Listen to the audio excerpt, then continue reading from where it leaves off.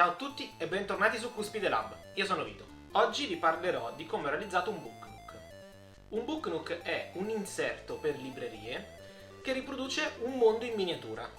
Qui vedete un primo pezzo del progetto. Questa volta dividerò il video in più puntate perché la realizzazione di questo progetto ha richiesto molto tempo e quindi sarebbe diventato un video piuttosto lungo e noioso. Prima di procedere vi ricordo di mettere un follow al canale e di attivare le notifiche, così sarete aggiornati man mano che pubblicherò i prossimi video. In questo video vedremo come ho realizzato con del cartone di recupero tipo questo un modello che mi aiuterà poi a sviluppare il Book Nook vero e proprio.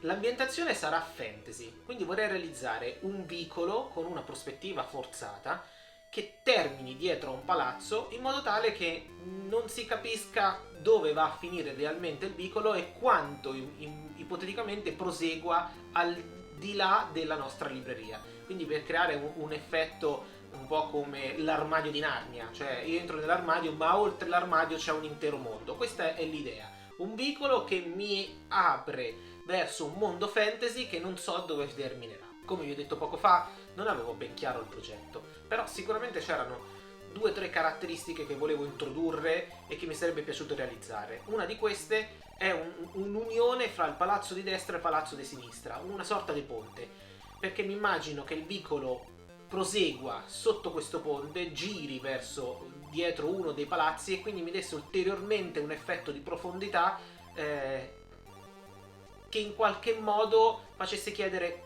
cosa c'è oltre. Quindi vediamo come ho realizzato la prima parte di questo progetto, ovvero il modello in cartone.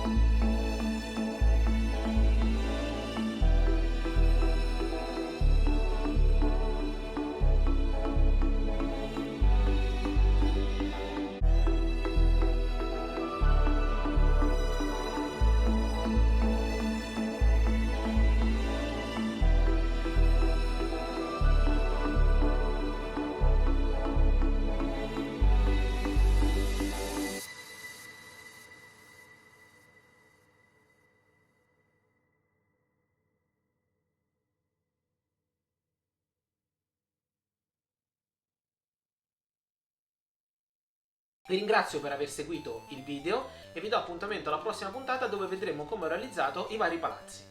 Ciao, alla prossima!